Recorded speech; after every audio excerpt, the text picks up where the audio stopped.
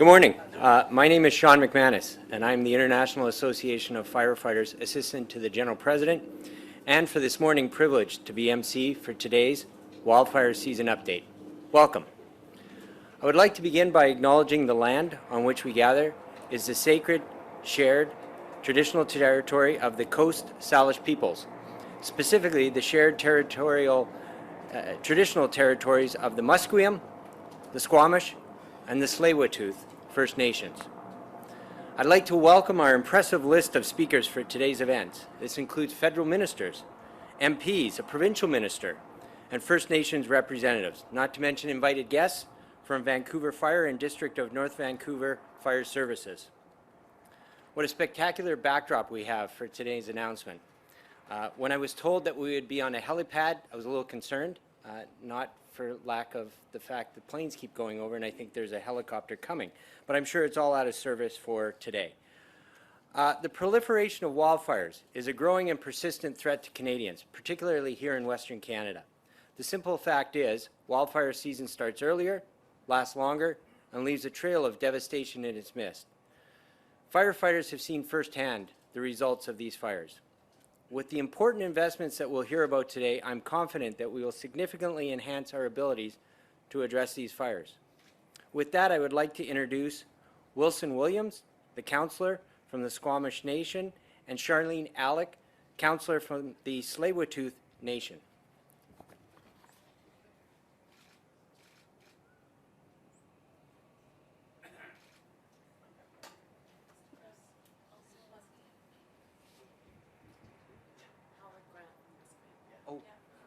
Howard Grant from Musqueam?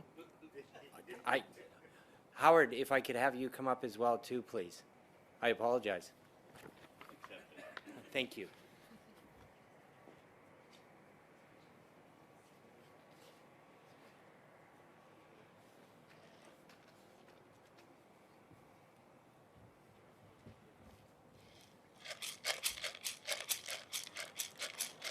Juanina, Juanina, ha ha ya hey, Juanina, ha ha ya hey, Juanina, ha ha ya hey, hi ya hey, hi ya hey. Juanina, Juanina, ha ha ya hey, Juanina, ha ha ya hey, Juanina, ha ha ya hey, hi ya hey, hi ya hey. Timtalat Quana Squee Talitsin at Slewat Otli Stalo Tamata Chiam Wanana White Tanashqualoan Tanita E. My name is Charlene Aleck, just letting you know in my protocols taught to me by my family is to set the tone of my being here today. Letting you know that I've got good feelings in my heart. To be stepping into the footprints of my ancestors of this territory. I am elected council with Tsleil-Waututh Nation, and a message from my chief, but as well as from our elders and our children, as we always reach back and make decisions from the wisdom of our elders and our ancestors and project it forward to the future generations. With those good feelings of participating in this announcement today, but as well encouraging everyone, you know, to uphold that sacredness that this land has to bear. And thank you for, you know, on behalf of my chief and council, but as well as my families back home. And just in the song of welcome, being grateful for the land and waters that we are on, that like water knows no barriers or whose jurisdiction or whose district or municipal or city that they're in. So much like water, that it is fire. And when fire comes upon us, there's that need for nation to nation to nation to cooperate and work together hand in hand. So with that, just like to raise my hands and say, Hai Tsep Awal, Siam and Siaya, Hajdu.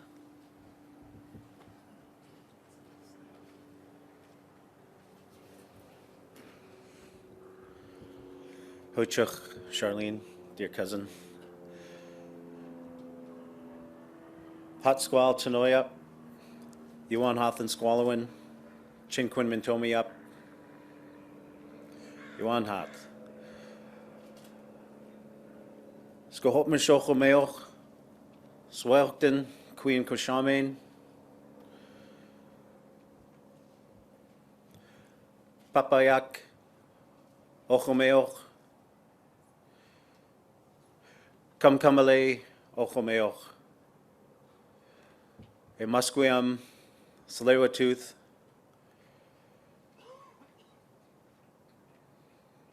I'll translate a little bit.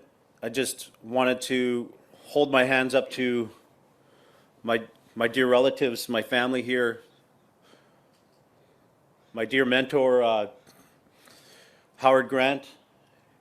Hold my hands up to Charlene Aleck for answering the call on behalf of their families to be here in this great initiative. Also hold up my hands to our ancestors, our old people, for bringing us to today, providing that strength and guidance to be here physically as Stamok Indigenous peoples today.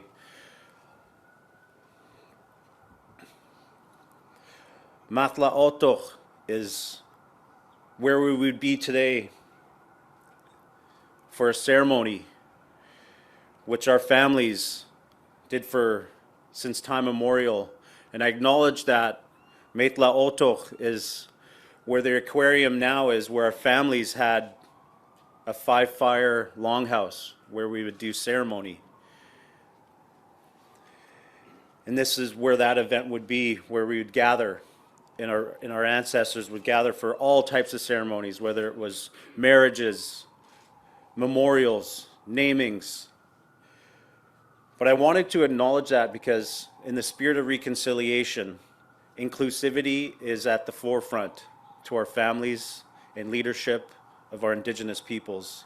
And I would like to acknowledge our ministers for paving that path, but making that path even wider for tomorrow. For us to really share our history of who we are, where we come from, and reciprocating that in hearing the stories from your peoples. Just like to acknowledge that this great initiative moving forward, our ancestors share the teachings of how they would prevent fires coming towards their communities, and those kind of strategies and those oral, cultural, and traditional teachings.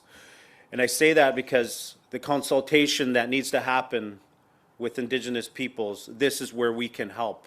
Just that little bit, but the doors are open. We'd love to share that. And I would like to acknowledge, it's about prevention. We want to be able to have those teachings passed down to mainstream society and our members that live throughout Vancouver and BC and Canada, that there are strategic ways and measures that we can prevent wildfires as we suffered so recently. I'd like to acknowledge our Lytton First Nation for all their strength and hard work, and our families opening their doors to house some of our families that did get displaced and are still displaced. We had a ceremony and they were at it last summer around the tail end, but we acknowledged them in our what we call our second home in North Vancouver, Chief Joe Mathias Center, to hold them up. And we passed a hat around or a drum for donations, of generous donations. We always say a cliche of it takes community to raise your child. That doesn't just bode well in First Nations communities. We've raised all our families. We want to do it with you. The inclusion needs to happen. The prevention needs to happen. I thank you all for today. The guidance forward, your leadership. I thank my brothers and sisters and our representatives from our First Nations organizations for being here and having that open heart and open mind. I wanted to leave you with this. I called my cousin earlier today to thank him for lighting a fire and doing a Sundance ceremony and leaving the rain behind. But with that, we live in prayer to help prevent and raise good people. And I'd like to acknowledge all of you. Chin Kwinman Tomiap, Yuan Hath and Squamish. Thank you.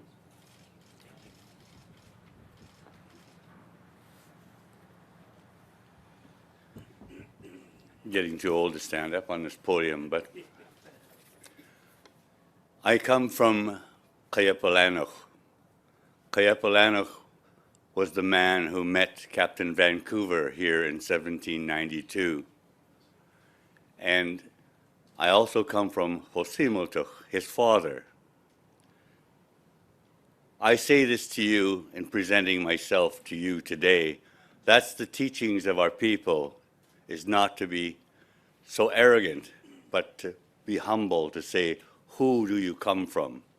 Where do you come from? And who do you belong to? So now I introduce myself as Kayapalanuk VII, the direct descendant of the man who opened his arms to welcome our visitors from across the waters into our territory. We welcomed them as family members into our household. Along with that, unfortunately, came mass migration, colonization, encroachment, and the building of British Columbia. In a good way, we were hoping. But as a result of that, when we fool around with Mother Nature, we end up sometimes doing a disservice. So a result of that is the environment, our brothers and sisters, the trees, the waters, the animals. And today, we see that devastation through floods, wildfires, and whatnot. And how do we correct that together as a family?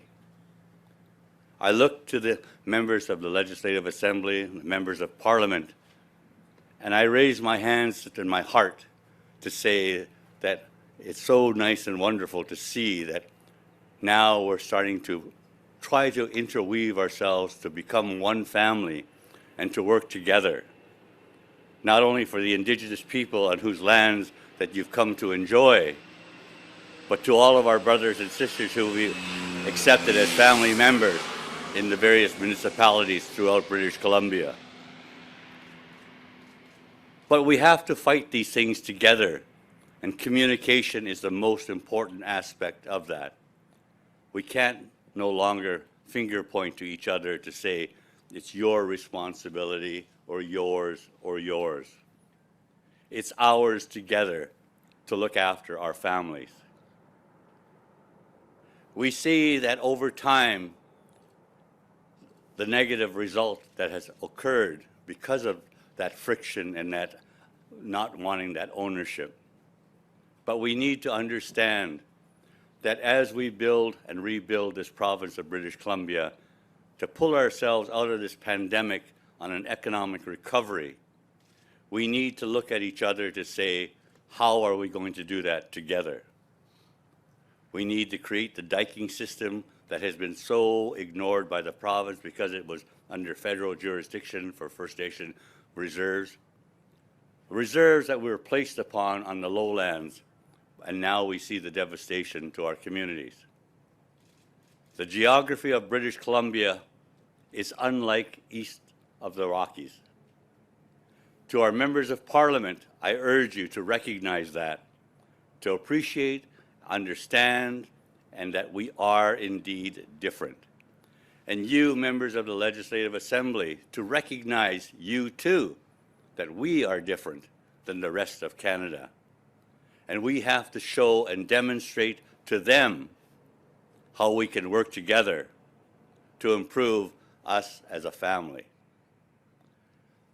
On behalf of the Hunkaminam speaking peoples of Musqueam, I welcome each and every one of you here today to give voice and communication of a positive outcome. And I say this on behalf of my brothers and sisters who we share our territory with from Tsleil-Waututh and Squamish. So again, in closing, using the words of Tsleil-Waututh, my son, Dad, use brevity.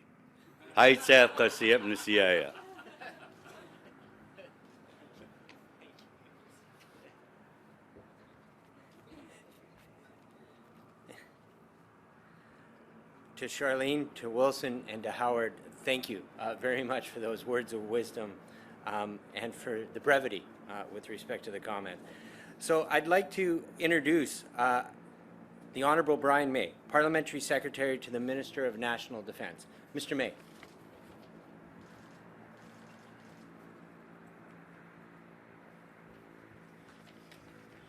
Good morning, everyone. Thank you so much for welcoming me here today on this beautiful, beautiful spot. My name is Bryan May. I'm the Member of Parliament for Cambridge, and where I come from, it is the unceded territory of the Haudenosaunee, Anishinaabeg, and Neutrals people. As communities in this area and across our country know all too well, climate change is one of the biggest threats of our time. And despite our continuing efforts to ensure a greener future, at this moment, climate change means that extreme climate events like wildfires are happening more and more frequently. As the Parliamentary Secretary for National Defence, standing here on the shores of the HMCS Discovery, I also want to underscore the Canadian Armed Forces' commitment to emergency preparedness and wildfire safety. Last summer, our forces provided aircraft to transport supplies and personnel and made sure our immediate response unit in Edmonton was able to deploy to help communities facing fire at a moment's notice. As is clear by the variety of institutions represented by my fellow speakers today, our approach towards wildfire and emergency preparedness is a whole of government approach, with the armed forces, of course, playing an integrated role. As always, our first priority is to keep Canadians safe, and we will do this immediately through the investments announced today, and in long term, through the larger fight against climate change. Thank you all for your support in both of these fights, and in our mission to protect Canadian communities. I have the distinct privilege to now introduce Minister Blair, President of the Queen's Privy Council for Canada and Minister of Emergency Preparedness. Thank you. Thank you, Bryan.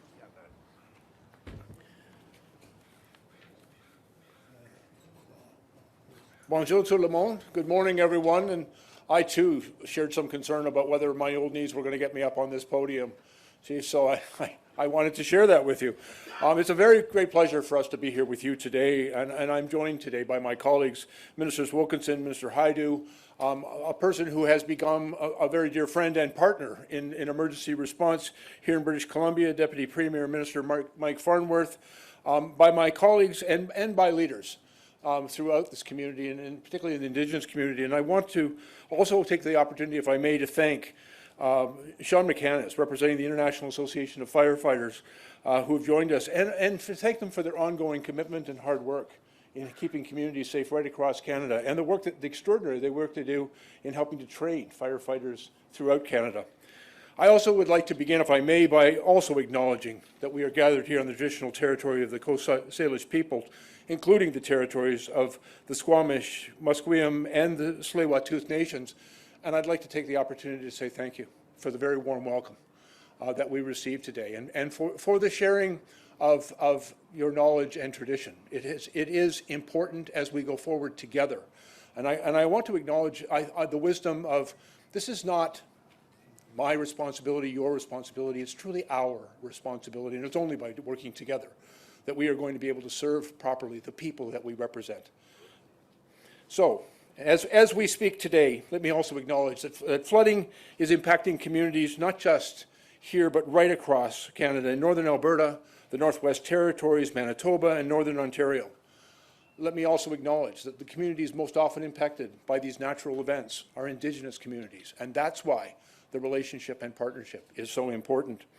We're continuing to monitor these events and provide the supports that are necessary, but they remind us of the importance of not just working in recovery, but working to mitigate, to prevent, to keep communities safe right across Canada from natural disasters. This has been my 4th trip to British Columbia as Canada's first Minister of Emergency Preparedness. I have to tell you, I cautioned the Prime Minister after he named me to that position, because what we have seen, unfortunately, since that point in time is Canada has been really challenged by emergencies. But I believe this gives us an opportunity to begin the important work of working together to respond most appropriately. And certainly here in British Columbia, from fires and extreme heat waves to the devastating flooding we saw last November, British Columbians have really been on the front line and been incredibly challenged by very difficult natural disasters occurring here. And it does require of us to work together. And one of the most important things I think we did in response to the floodings that took place last November is the Prime Minister and the Premier of the province met together, and they decided to, instead of us working independently and apart, that they would form a joint committee that is co-chaired by myself and Minister Farnworth. And both Minister Farnworth and I recognize that wasn't going to be anywhere near enough just to bring our respective ministries and governments to the table. But we had to reach out and ensure that First Nations leadership was properly represented. And I note Mr. Phillips here with us today, and one of the very first persons we reached out to. And that participation and partnership has become so important to making sure that we respond in the right way and that we incorporate traditional knowledge into our responses. And I'm very hopeful that our experience here in British Columbia is going to help inform our responses right across the country, because I think we set a good example in how we are able to work together. And unfortunately for Mr. Phillips, I've called upon him a number of times to continue to help us, not just here in British Columbia, but right across the country. And I want to say thank you, Robert, for that assistance. Yesterday, I had the opportunity to travel to Lytton. Lytton, of course, last June 30th was a community that was devastated by wildfire. It was a community which is both a municipality but also First Nation, impacted by 45 minutes of conflagration, which consumed those communities and revealed to us a number of vulnerabilities that we need to respond to. And so, as we gather together and work together, as a province, as a federal government, as a community, and as First Nations, we gather together to rebuild that community. It's critically important that we learn the lessons of that experience so that in the future we can respond more quickly, we can respond more effectively, and we can ensure that our communities, as we rebuild them, are more resilient. I was able to assure the people of Lytton that the federal government has been working closely with our provincial counterparts. We've received the province's request for financial assistance under the Disaster Financial Assistance Arrangement, and this includes a request for advance payment. And so to support Lytton and other communities that were hit by the disasters of wildfire last year, I can confirm that based on our early estimates, approximately $416 million is eligible for payment from our government through the province to the impacted communities. This is in addition to the monies that are flowing to First Nations through Indigenous Services Canada, and I'm sure Minister Hajdu can speak more about this. The work that we are doing together is important, but it's not just simply a matter of spending money. There is work to do in planning, in preparation, soil remediation, and working to help people restore their sense of pride and security within their own communities. And as we've helped people respond to last year's tragedy, it is equally important that we work, all of us collectively together, to ensure that we are better prepared and more resilient to the impact of climate-related activities and events that are happening with greater frequency and with greater severity each and every year.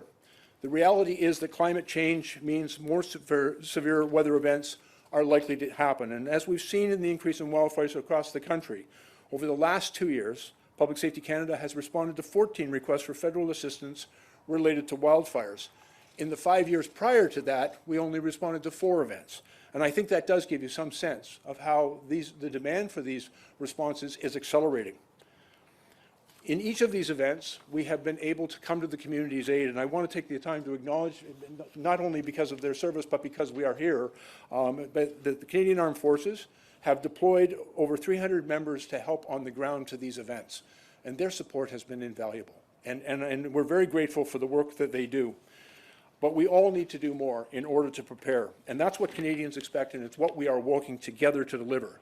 Through Budget 2022, we are investing approximately $24.7 million over the next 5 years and $5.4 million ongoing to establish a new secretariat within the federal government in order to enhance federal coordination of emergency responses. The Prime Minister has tasked us with reframing how the Government of Canada responds to emergencies so that we can be there more effectively and quicker to help Canadian communities right across the country.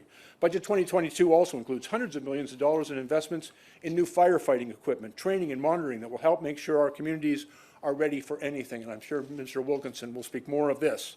We have made a commitment to Canadians that we will provide funding to train 1,000 additional firefighters, and Budget 22 has delivered the money to do just that. And my colleagues and I are now in active negotiation with our provincial counterparts and working with the International Association of Firefighters to deliver on that promise. I also want to share that Canada and the committee that I spoke of earlier has started last year to coordinate our work in response to the floods that took place in November. It will next be meeting on June 30th. We have a great deal of work to do ahead of us. I have talked a little about the work that we are doing to provide emergency support to communities in previous wildfire seasons and what we need to do next to help them rebuild. The next steps in funding is more equipment and firefighters for upcoming wildfire season. But here's the bottom line. We know that weather will continue to become unpredictable, that these types of events are likely to increase in frequency and severity, and so we are committed to standing up every resource and plan to make sure that we are prepared to meet what comes next. We'll continue to be there for British Columbians and all Canadians as we build back and prepare for the future. And we have learned the lessons of history, and we have listened to the wisdom shared with us by Indigenous leadership, that only by working together, only by incorporating traditional knowledge and modern science, together can we really make a difference for Canadians. It is a task we are all committed to, and it is a task we are all committed to doing together. Thank you very much. I'm now very honored and pleased to have the opportunity to invite my colleague, Minister Jonathan Wilkinson, to take the mic.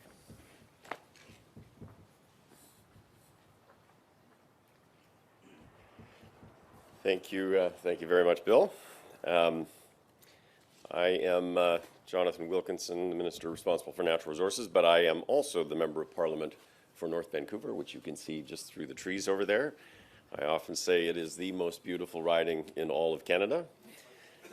In fact, when I said that the first time in the House of Commons, I got booed because apparently every MP thinks their riding is the most beautiful. But I would also like to just begin by acknowledging that the land on which we gather is the traditional, ancestral, and unceded territories of the Squamish, the Musqueam, and the Tsleil-Waututh First Nations.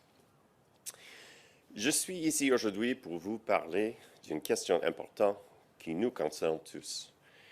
Wildfires, as my colleague said, and as we all understand, are devastating events, one which Canadians are becoming all too familiar, and people across British Columbia know this better than any. As Minister Blair underlined, many communities in British Columbia were impacted by last year's forest fire, but of course, none more so than the town of Lytton. As we are all aware, wildfires can disrupt transportation, communications, power and gas services, and water supplies. They can also lead to a deterioration of the air quality, of biodiversity, and the loss of property, crops, and animals. The risk is particularly serious for remote and Indigenous communities across this country, which often face the brunt of these impacts. Ces événements sont susceptibles de devenir encore plus fréquents et plus intenses. Les prévisions actuelles indiquent que ce sera un autre été difficile pour les Britanno-Colombiens et Britanno-Colombiennes et les Canadiens et Canadiennes en général. So today I just want to say a few words about what we will be doing for this season and for seasons to come. The key to responding to the threat of forest fires is better preparation, greater preparation, and enhanced adaptation to some of the impacts of climate change. The Federal Canadian Forest Service has been involved in fire research for decades, working with partners across the country to increase the knowledge base about wildland fires and to improve the ability of authorities to predict and to manage these risks. Through the Canadian Wildfire Information System, we provide regional forecasts about current conditions and fire danger so communities throughout the country can plan and respond accordingly. We also publicly share forecasts for fire seasons, and in fact, officials from Natural Resources Canada will provide a wildfire forecast in just a minute. BC recorded about 70 wildfires last month, and as of May 10th, more than 370 fires had been recorded across the country, burning a total of almost 1,000 hectares. Nous avons vu les effets dévastateurs de ces incendies et le gouvernement est là pour soutenir ces communautés et toutes les autres à travers le pays. Ressources naturelles Canada a travaillé avec toutes les provinces et tous les territoires par l'intermédiaire du Conseil canadien des ministres des Forêts pour discuter des besoins et des préoccupations spécifiques concernant l'augmentation des incendies de forêt. And for this fire season and seasons to come, we're taking next steps to do much more. As Minister Blair said in the recent budget, we committed over $500 million to support wildfire mitigation, response and monitoring, and to enhance federal coordination of emergency response across the country. This included $270 million to help provinces and territories procure firefighting equipment, approximately $40 million to help First Nations communities buy firefighting equipment, and $170 million for the world's first dedicated wildfire monitoring satellite system, which we call Wildfire Sat. I just want to say a couple of words about that because it is actually a major new step. Once operational, Wildfire Sat will help detect wildfires early and provide daily monitoring for all wildfires in Canada via satellite. Having more information means being better able to manage fires before they get out of control, but also to ensure that we actually can evacuate people when necessary. In addition to the initiatives that I've already mentioned, the Budget 2022 also included funds to train 1,000 more firefighters and meaningfully incorporate Indigenous traditional knowledge in fire management. We are now actively working with partners to ensure that the funds are rolled out expeditiously. Respecting and incorporating Indigenous knowledge and expertise will improve collective understanding, will make fire management policies more effective, and will contribute to community resilience. And I know this is something that my colleague, Minister Hajdu, will be talking about in just a moment. To conclude, Canada is experiencing more frequent and more extreme wildfires, and unfortunately, that is not going to get better. This is a product of climate change, and climate change that is baked into our future, even as we move to mitigate the carbon emissions that we must if we are to stop even worse effects. Et si nous devons nous préparer à ces urgences à court terme, l'un des meilleurs moyens de limiter les incendies de forêt à long terme est de lutter contre le changement climatique. We all need to enhance and focus our efforts on fire prevention and firefighting going forward. The Government of Canada is committed to this through ongoing modeling, training of firefighters, and working closely with Indigenous communities, provinces, territories, and other local communities by providing the preparatory equipment and support required to protect lives and livelihoods, and, of course, our ecosystems. Le gouvernement du Canada continue de prendre des mesures pour créer des collectivités plus propres et plus saines et protéger les Canadiens contre les catastrophes liées au climat, tout en créant des emplois durables et soutenant une croissance propre. So thank you very much for joining us today. Merci beaucoup. And now I would call to the stage my friend and colleague, the Honourable Patty Hajdu.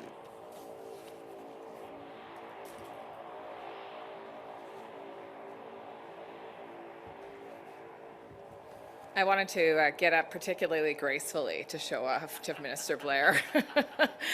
Hello, bonjour, Tsleil. First of all, let me just thank Howard Wilson and Charlene for the wonderful welcome here today, but also I had an opportunity to visit yesterday in each of your communities, and such a warm welcome. Thank you so much for the gifts and for the hopefully ongoing and improving relationship that we'll have as we move forward. I come from the traditional territory situated within the Robinson-Superior Treaty area. Fort William First Nation is the closest community to me, and it's just right on the top of Lake Superior. I also know MP Wilson Meow is here from Richmond, so thank you for coming today, and it's great to have you with us. And there are many other important people, including Wayne Schnitzler from the First Nations Emergency Services Society, Wade Grant, who is the chair of the First Nations Health Council, Robert Phillips from the First Nations Leadership Council, Laurie Salas from the Aboriginal Firefighters Association of Canada, and of course other dignitaries, including Minister Farnworth. And although we're here to talk about fire season, I do want to just acknowledge the ongoing flooding situations that are happening across other parts of the country, particularly affecting First Nations communities. And my team in Indigenous Services Canada, in partnership with Public Safety, is working with communities right now to make sure that we protect, of course, first and foremost life, but certainly trying to preserve and save infrastructure. We're in constant communication with leadership in the affected communities, and we'll be there for communities as long as it takes to recover from the flooding. And my heart is with all of those leaders. As you know, here in this part of the world, when a climate disaster strikes your community, it is chaotic, it is frightening, and it is life-changing for the people that go through it. As my colleagues have noted, the wildfire season is upon us, and thank you, Minister Wilkinson, for pointing out that those of us in Northern Ontario wouldn't think that you would be having wildfires already, but in fact, your wildfire season has started. And all of the speakers have acknowledged that it is devastating for anyone, of course, and devastating for all Canadians, but it's often Indigenous communities that are in the front lines of these climate disasters.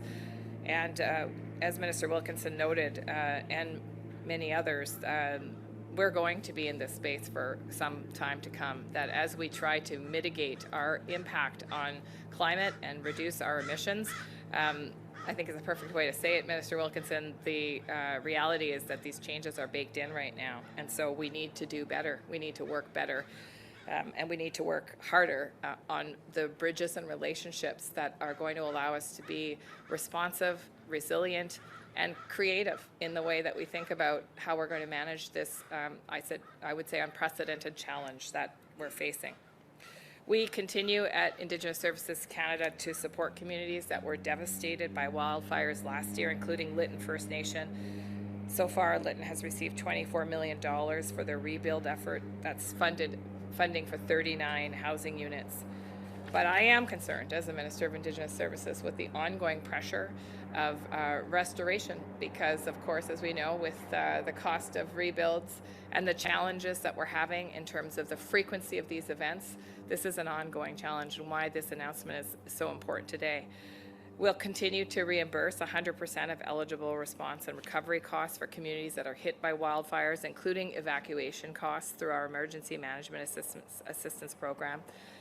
But as we look towards the steps for this season and seasons coming, we're also looking at more than just our response as a federal government, but what we can do to build capacity within communities so that they can better prepare, better respond, and hopefully be more resilient as we see these challenges. Now, Indigenous leadership and communities have long advocated to be included in wildfire and management response, given their expertise and traditional knowledge of how to address wildfire threats to their communities. In fact, as I visited communities earlier this year in the Merritt and Lytton area, many communities talked to me about the inherent knowledge that they had and the prevention steps they would have recommended had anyone listened. I think that's such a huge loss to all of us in this country, that colonization has led to an ignoring of that important knowledge for too long. But things are changing. And as part of our coordinated approach to fire response with the province and First Nations, the federal government funding of $8.4 million this year to the First Nations Emergency Service Society is an important component of that listening, supporting emergency planning, preparedness, and response that's Indigenous-led, First Nations-led for Indigenous people, and something that I think all people will benefit from in the province. Across the country, we're also taking important steps through Budget 2022 to provide millions of dollars to increase firefighting capacity and integrate Indigenous knowledge, including $39.2 million to support the purchase of firefighting equipment by First Nations communities. In 2019, we signed the tripartite emergency MOU, and this was the beginning of this crucial path forward. I think we need to continue to prioritize these agreements and agreements like this. It's pretty exciting, actually, that BC is in the forefront of tripartite work, working together, Indigenous nations, the province, the federal government, and I'm hoping that will inspire other provinces to see this as a model that is actually beneficial to all people in that territory. We've been having joint meetings, and I'm confident that we will get to a final concluded tripartite agreement. As climate change makes wildfires more common and more intense, we have to be ready. It's particularly moving to hear Howard talk about the generations before him, and that story is an important one to keep telling, because it makes me reflect on the seven generations beliefs and values that Indigenous people have taught me, that we think about the seven generations before us and what they sacrificed and went through so that we could exist here today, but that we also have a responsibility to think about the seven generations that come after us. And I think if we can all keep that teaching and that lesson in our hearts, then we can make decisions that are sometimes hard to make in the present, but that are really always through the lens of how we'll protect this beautiful place here in British Columbia, and indeed all of this country, for the seven generations that will follow. Together is the only way forward. Listening, planning, adapting together. Finally, let me just say a huge thank you to the helpers. People have lost their homes, their lives, their livelihoods, and so many people have stepped up to help. And I can't thank them enough. There are people on the front lines suffering incredibly so that they can help their neighbors and their friends, keep what little they have, keep their ways of life intact, and of course, protect entire communities. Thank you, miigwech, merci, haichapka, haichapka, haichapka. Thank you very much.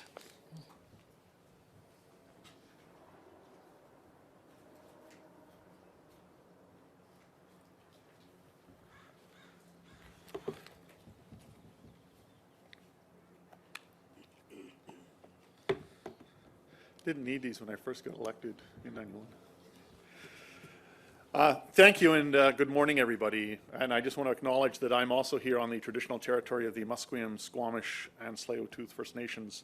I'm Mike Farnworth, British Columbia's Minister of Public Safety and Solicitor General. And it's been a challenging time over the last 5 years in this province, as we have experienced 3 of the most severe wildfire seasons on record.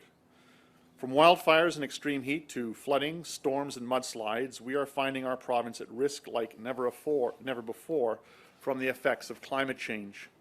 In many ways, British Columbia and British Columbians are on the front lines of climate change in Canada. And it's clear that we all need to do more to keep our communities and people safe. And I want to thank my federal colleagues for their new funding for wildfire mitigation response and monitoring. And I really do want to acknowledge that the relationship we've got between the federal government and the provincial government when it comes to emergency management, and I want to mention my colleague Bill Blair, has been a real, I think, strong and a relationship based on cooperation and mutual understanding of the challenges that we face, not just here in our own province, but right across the country. With the effects of climate change, we're likely to continue experiencing more extreme wildfire seasons. And we're grateful we can count on the federal government for their support. And our government's going to continue to prepare for what we may face. And one only has to realize that it's the middle of May here in Vancouver, and it is freezing cold. And they had a foot of snow on Mount Seymour last night. That is not typical weather for this province at this time of year. And it is an example of the kind of challenges that we are now facing with climate change. These challenges are reflected in our government's budget. with more than $2.1 billion to help people recover from the devastating floods and wildfires of last year, and to better protect communities against future climate disasters. Last summer, an aggressive wildfire burned through Lytton after the area experienced record-breaking temperatures, devastating the community. We continue to be dedicated to supporting Lytton so people can return home as soon as possible.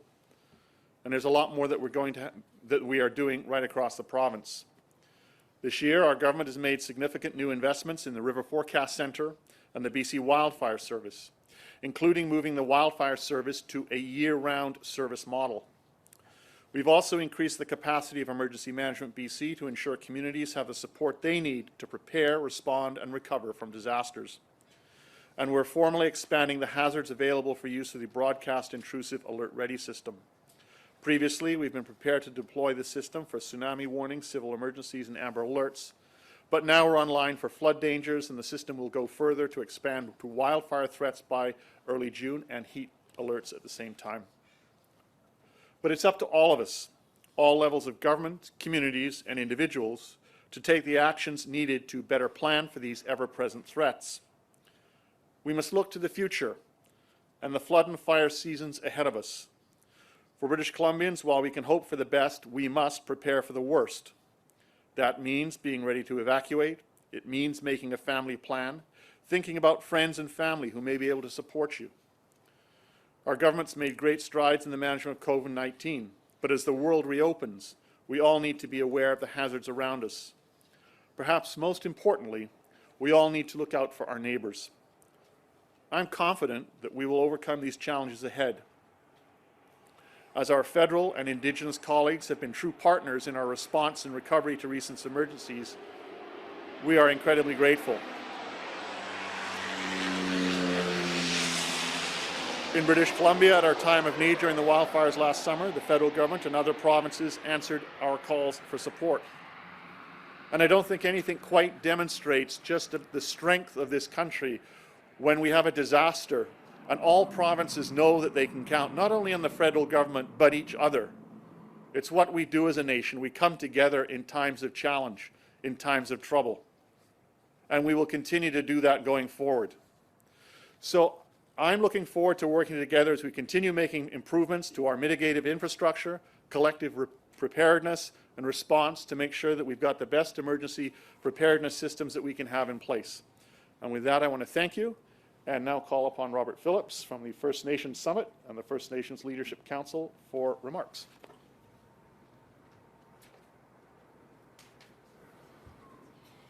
I forgot my grandmother's mitts, so that I didn't think I would need them, but here we go. So good morning, everybody. Wait, Chukunuk, Squatwin. As mentioned, Robert Phillips with the First Nations Summit and First Nations Leadership Council in British Columbia. I too would like to acknowledge the Musqueam, Tsleil-Waututh, and Squamish, and thank you for welcoming us here and the words of wisdom that you shared. As well, I'd like to thank the ministers and all the delegates that are here. I think this is a very important announcement that's made today. And I think as well, we can't overstate all the issues that have happened in the past years. And I think the ministers have not understated it, but, you know, really made it, it's been profound, you know, with the things that have not only the pandemic, but as well the unmarked graves with the residential schools, the homelessness crisis that we're in, the wildfires in Lytton, virtually burning to the ground. You know, it's just been an incredible, as well, the impact of the Lytton First Nations and the loss of lands as well. The long-term effects of colonization that was mentioned, the past 150 years, I'd like to thank the minister for bringing that up as well in terms of the history and the impacts that have happened. And climate, we don't call it climate change. We now are calling it a climate crisis because we do believe that's what we're in. And the disasters that are happening, it seems to be year after year. So we sit here, not in warm weather, but in a nice area that's well protected, and we look at it and we know that the fires are on their way, and maybe floods, and I'm not going to say the big E word that everybody thinks about, especially if you live in Vancouver, I know that over the past couple years, we've been developing a climate change strategy, an action plan, as well that the chiefs have endorsed. And this strategy provides actions to address the climate crisis that we're in, using a justice and right-based approach, and integrates traditional knowledge into the climate change. So Minister Blair, thank you for bringing up TK, traditional knowledge. I think that's so important. Just looking at emergency management, also contributing to reducing carbon pollution.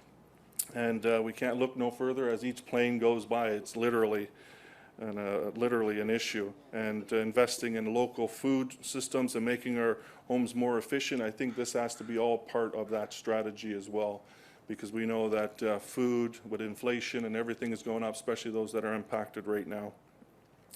In development of the BC First Nations Action Plan and disaster risk reduction, we certainly look forward to doing the work that's been brought up around the United Nations Sendai framework, and of which BC and Canada have both adopted. And that's been excellent work, and we've been getting together because it's not just a matter of government to government with British Columbia, nation to nation with Canada, but on a government to government to government basis. I think that is so important in terms of our jurisdictions and authorities of First Nations here in British Columbia and across Canada.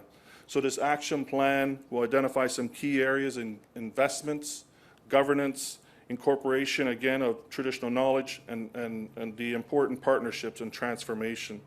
We have to be prepared. There's just no other way around it. We have to be prepared.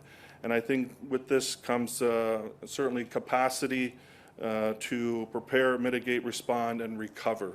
And today's investment will uphold the pillars in preparation and mitigation. Also ensure that First Nation firefighters on the ground are trained and ready to go, as well as better equipped communities. And just looking at the investments that we have that in terms of the laws, legislation, and policies.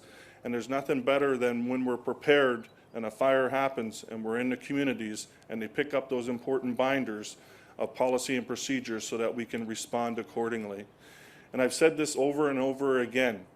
The first calls has to go to First Nations. A lot of times calls are going in to local, regional, all the organizations, but the first calls have to go to First Nations because we're ready there to help.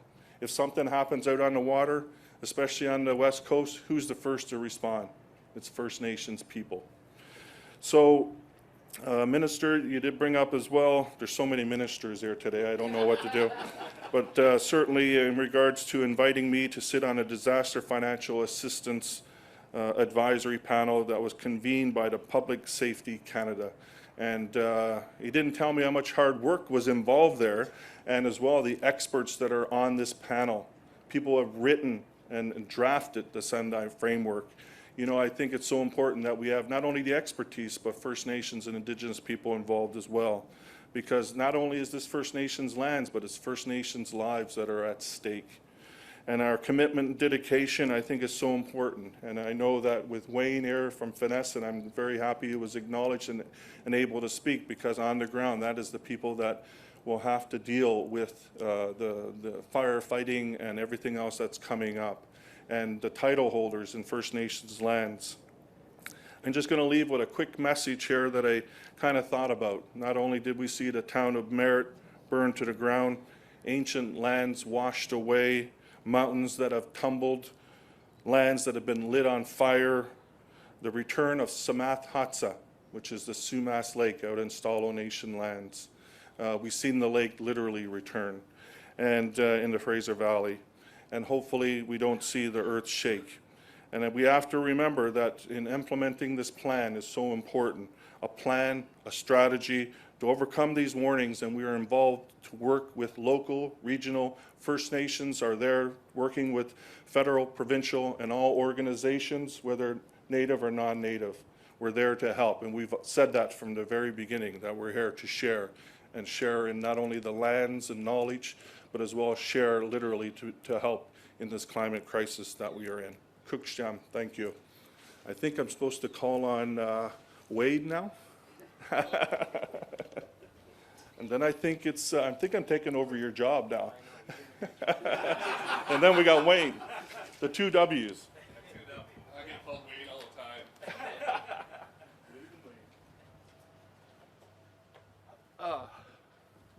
Thank you, Robert, for the introduction.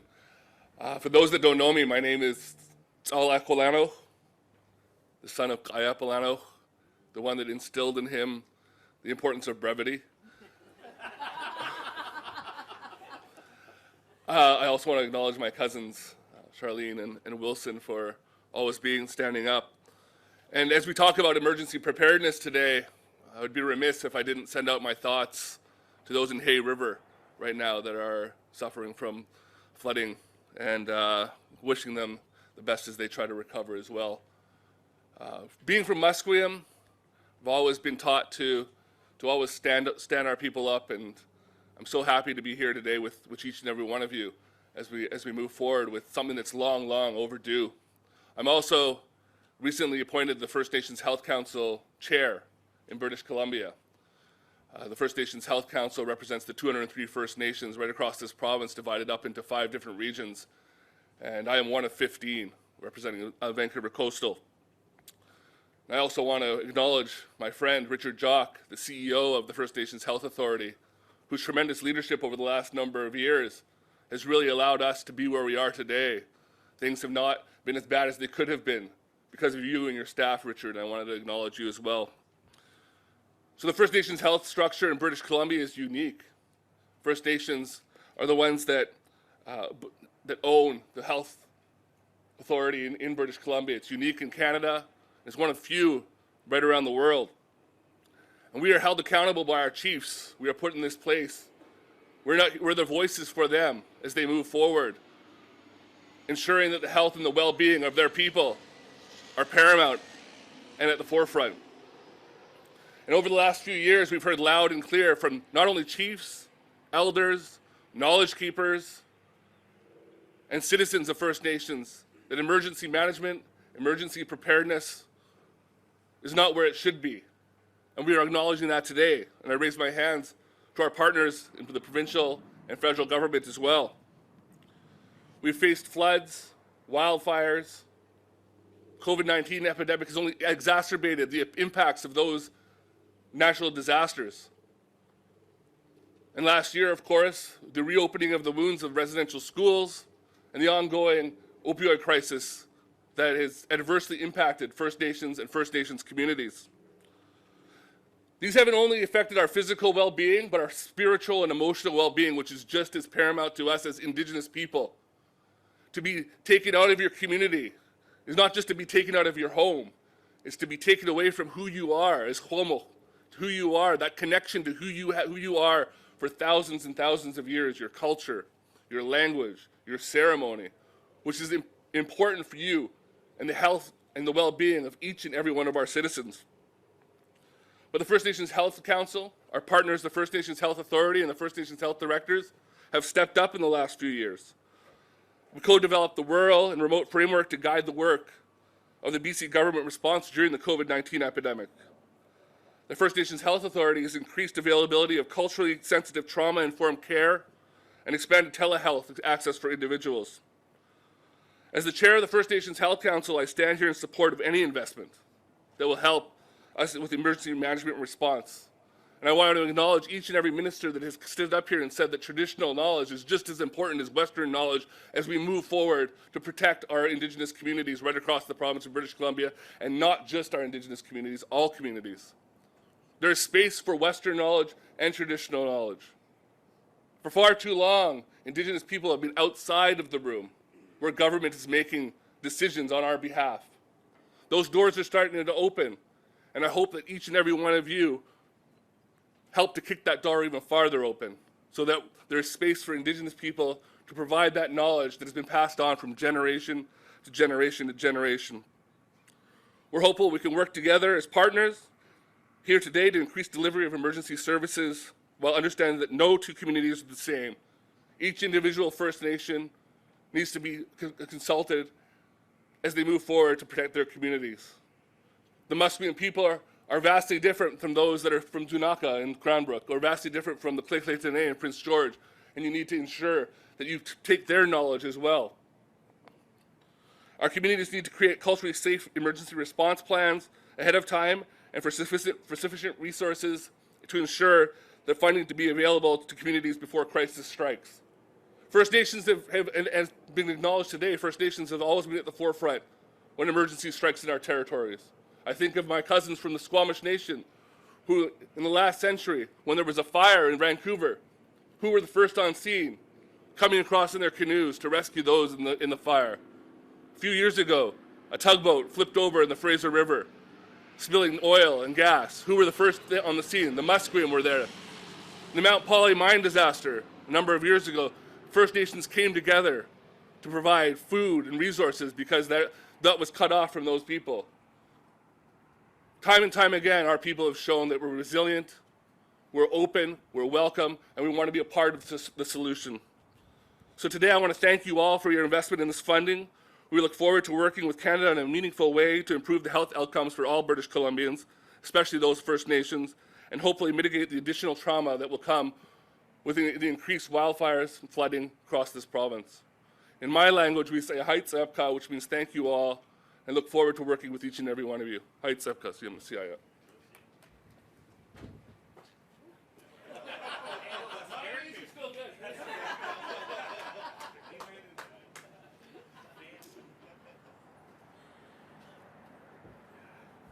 I didn't bring my glasses, so this could be a challenge. So, anyways, good morning. I'd like to start by acknowledging the Musqueam, Squamish, and Tsleil-Waututh, whose unceded traditional territory and lands we stand today. I really appreciate those opening remarks too about family and getting communities involved in what we're trying to do. And I think one of the things with us working towards increasing capacity in First Nation communities to understand the 4 pillars of... That's a first. So, working with First Nation communities under the 4 pillars of emergency management, what I found is with finesse involvement over the wildfires, the flooding over the last years, is the need to use our resources to build capacity in communities so they can protect their own communities. I've heard it over and over again from First Nations communities that want to be the responders. They want to be trained to be first on scene of a lightning strike to control a fire, or also involved in their fuel mitigation programs. And that's one of the areas that we really need to, we always focused on response for many years. It was always response. And now I look at most nations that are built in rural BC are surrounded by forests, and they have huge issues with fire mitigation issues. And I appreciate the dollars that have increased in the fuel mitigation portfolio, because we need to work on mitigation, because if we don't focus on preparedness and mitigation, I think we've seen after the flooding and fires, the response costs are enormous. And also the displacement of First Nation communities from their own territories because of flooding and large fires. So today, I really want to really embrace the thought of more funding coming so we can train more First Nation firefighters on the ground to protect their own territories. Also, the fuel management dollars and equipment that we heard coming from the federal government is really a good start, but it's just the start. I mean, you look at 203 nations in the province and the work that we need to do and focus on those areas to make those improvements.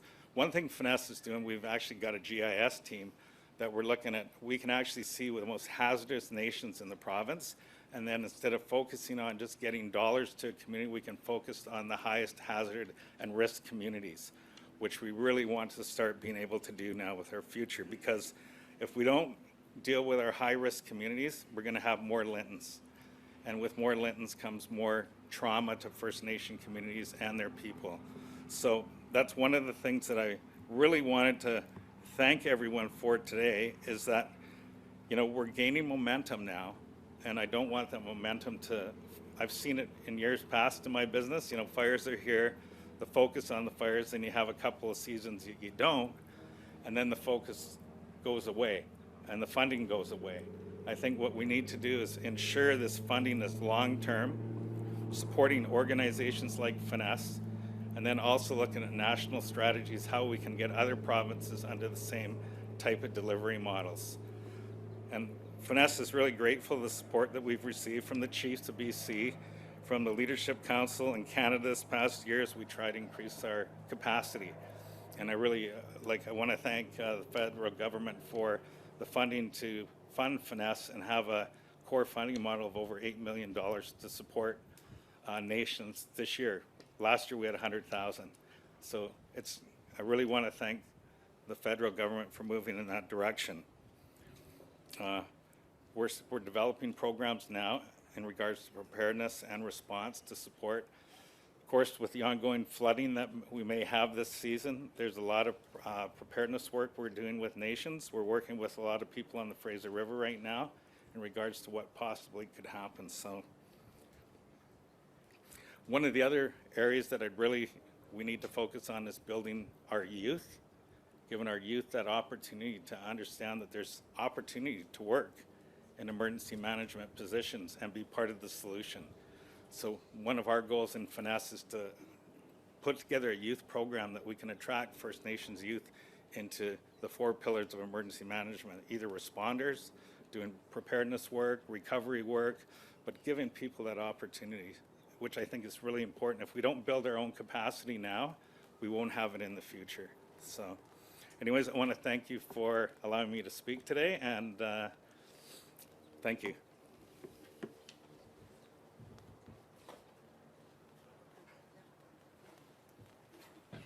Okay. Good morning, everyone. My name is Judy Beck. I'm the Regional Director General for the Pacific Forestry Center, and I'm visiting with you from the Lekwungen territories of the Squamish and Songhees Nations. I'm very happy to be here as a guest on the traditional territory of the Squamish, Tsleil-Waututh, and Musqueam. I'm pleased here to be here representing Natural Resources Canada, or RNCAN for short. Cooperation and collaboration amongst partners is critical to how Canada responds to growing incidents of wildfire across our country and in our forests. Je suis très heureuse d'être ici aujourd'hui pour représenter Ressources naturelles Canada, ou autrement connu comme RNCAN. La coopération et la collaboration entre des partenaires jouent un rôle essentiel dans la façon dont le Canada réagit au nombre croissant de feux de forêt qui frappent le pays. NRCan has been involved in fire research for decades and works with partners, such as those that are with us here today, across the country to improve knowledge about wildland fires, including our ability to predict and manage them. During the fire season, NRCan supports emergency and fire management agencies by providing monthly and weekly fire weather forecasts, advanced planning, personnel, and fire behavior modeling to predict fire spread. And upon request by a province or territory, high-resolution tactical maps can be provided on a daily basis to the front lines. Plus précisément, pendant la saison des feux, RNCAN soutient les organismes de gestion des urgences et des incendies en fournissant des prévisions météo incendies mensuelles et hebdomadaires.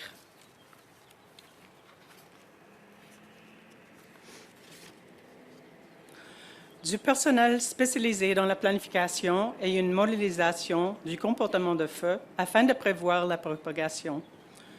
De manière quotidienne, des cartes tactiques à haute résolution, moyennant demande d'un territoire ou d'une province. The current National Seasonal Forecast Outlook is as follows, and it's kind of obvious to us all today that lingering snow cover is delaying, or an aircraft is delaying our conversation.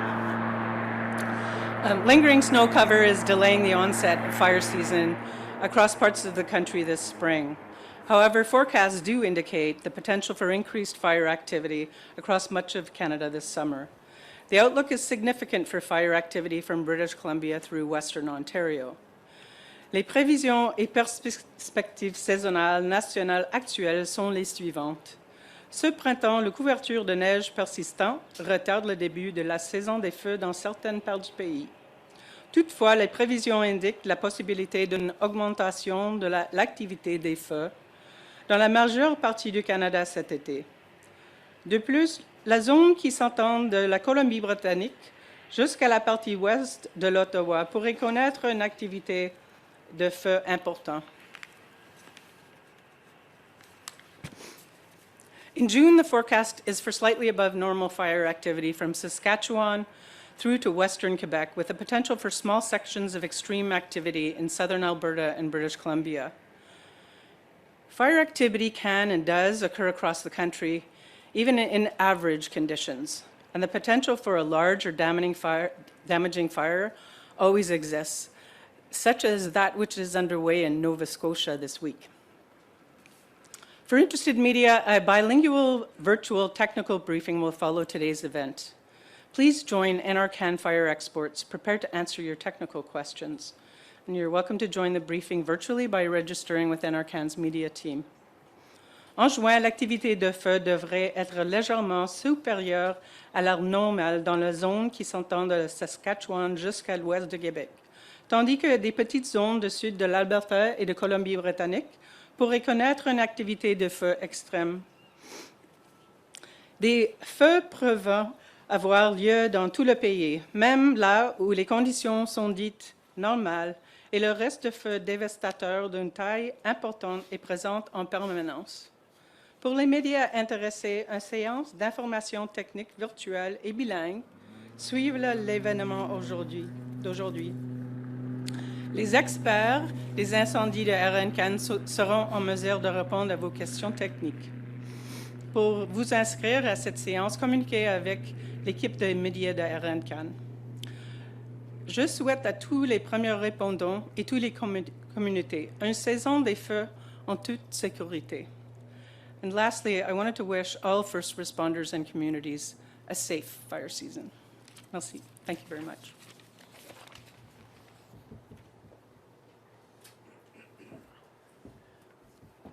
Thank you, Dr. Beck, for your comments.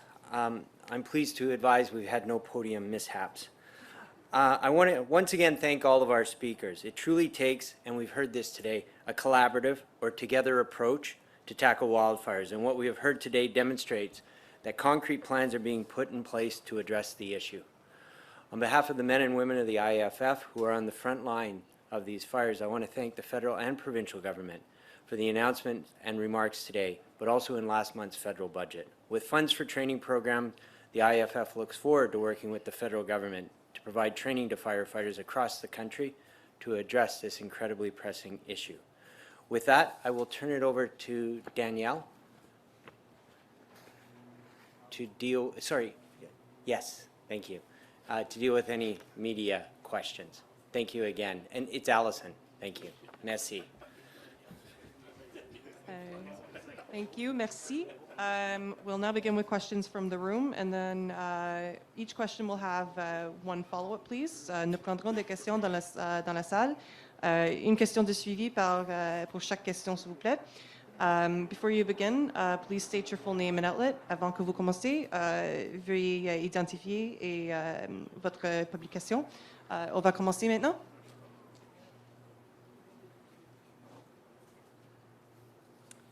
Hi there, I'm Amy Smart from the Canadian Press. My first question, I think it's for Minister Blair. It has to do with the $416 million that's being made available. I'm not sure which minister. We know the costs of recovery are enormous and people have been waiting almost a year to get back in their homes. How will you determine who gets this money, and what's your message for those who will still have to wait? Thanks very much for the question, and it's an important one because it's an opportunity to clarify. Actually, and Minister Farnworth is here with us today, and we work very closely in the federal government with our provincial counterparts, and the request for assistance is made through the Disaster Financial Assistance Arrangement by the province to the federal government. And so there is, of course, a process of auditing and review of those requests, but the request actually comes from the province of British Columbia to us for $416 million in response to the wildfire event. And then we're working as expeditiously as possible, because one of the things that Mr. Farnworth has made very clear to me is we need to advance payments because the need in recovery is now. There's an awful lot of people still who have been displaced from their homes. The interim housing arrangements, we've done our best, but people need to get back to their normal lives, and so we're going to move on that as quickly as possible. But the determination of actually where the money will be spent and what expenditures qualify for the disaster financial assistance are decisions made by the provincial government. My next question is for Minister Hajdu. We've heard from the Vatican that the Pope is planning to visit Canada. We've heard of his destinations. Many people had called for him to visit the residential school in Kamloops. That doesn't appear to be on the itinerary. Can you first speak to the significance of his visit and any thoughts on his itinerary? Well, first of all, let me just acknowledge the trauma that many people are still living with and working through in terms of the Pope's visit, but of course the long history of the influence of the Catholic Church in efforts to colonize this country and the trauma that it resulted in terms of the Church's participation in residential schools and many, many other ways of trauma that has occurred. I know that the visit that many Indigenous leaders took last month to Rome to visit the Pope was very important. And it's very important that the Pope is honoring his commitment to come here to Canada. In terms of the selection of sites, that will be a decision that the Vatican will make, along with consultations with the stakeholders they're speaking with. Of course, the federal government will be there to support his visit in a number of different ways, but we will not be the decider about where those visits will occur. Thank you. Do we have other questions in the room? Hi, my name is Nathan Griffiths. I'm with the Vancouver Sun. A question for Minister Blair. So, Yes, sir, carry on. okay, great.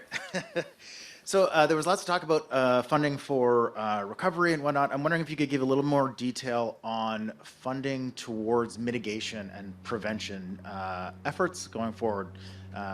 Some of the reporting my colleagues have done shown there's billions of dollars in terms of costs for flood and fire prevention over the next, several decades. And I'm wondering if you could talk a bit about the plans for that and maybe with if you have particular numbers that we can use for the years going forward. Yeah, just to be very clear on two sets of numbers. First of all, the province has indicated that the disaster financial assistance arrangement request for the federal government in response to last year's wildfires is $416 million.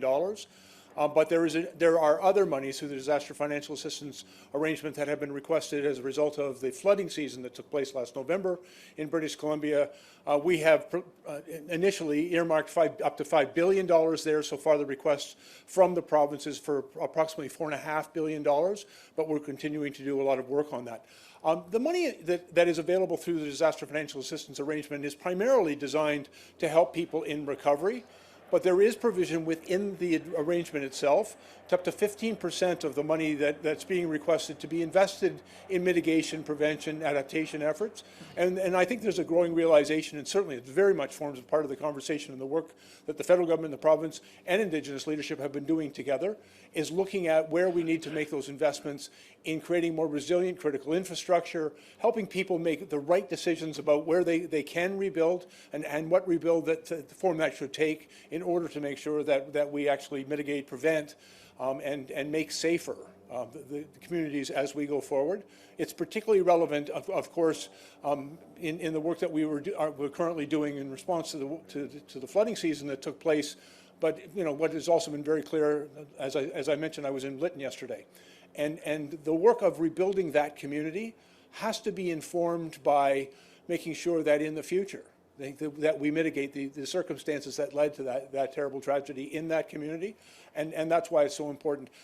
When I talked about all the various groups of money that's available, there's two other things. First of all, there is quite appropriate and necessary support that comes from Indigenous Services Canada, and Minister Hajdu already made reference to that, and some of the very significant investments that Minister Wilkinson referenced today, investing in training, investing in equipment, and investigating in working collaboratively together between First Nations, our provincial and territorial counterparts, and the federal government in investing in greater resilience and research, and even significant investments in technology that Minister Wilkinson referenced.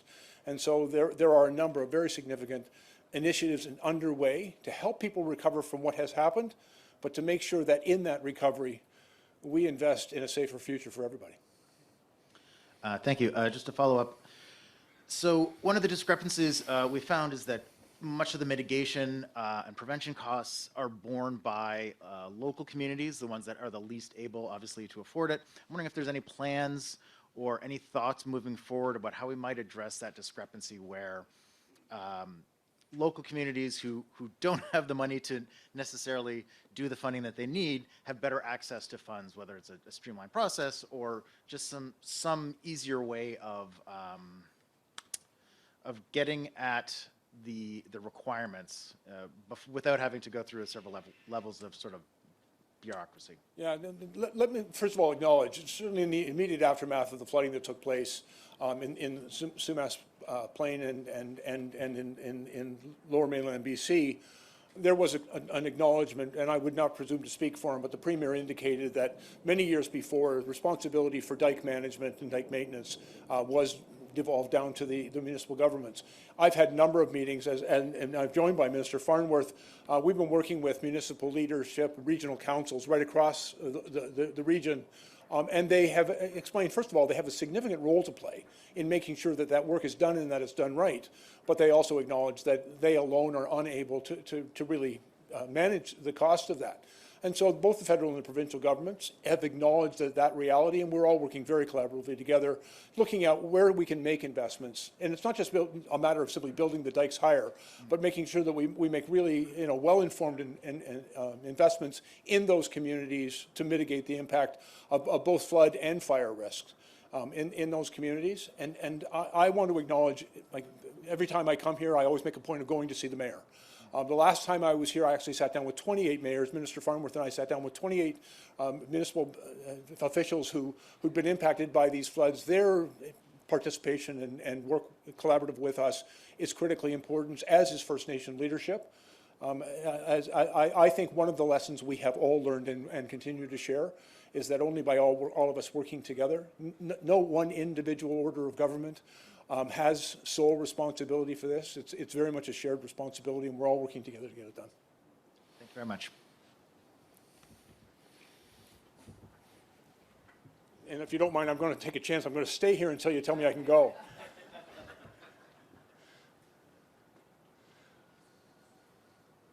Do we have any more questions for Minister Blair? Then thank you. I'll go. Hi, Amy Smart of the Canadian Press again. This question's for Minister Farnworth. Minister, you mentioned that the alert ready system would be in place for wildfires this June, and you also said heat. In the past, you've said heat wouldn't be ready by then. You're still working on it. Is that a new date? No, in fact, that's incorrect. In fact, at the announcement where we announced the expansion of the alert ready system, at that time, I indicated that there was some additional work being done between my ministry and the Ministry of Health because of the nature of a heat dome and the health implications on it. But it has always been our plan that it would be ready by June. It's the most recent decision was that we would be ready for the freshet season and then the fire season, and the heat dome is included in that, and that's at the beginning of June.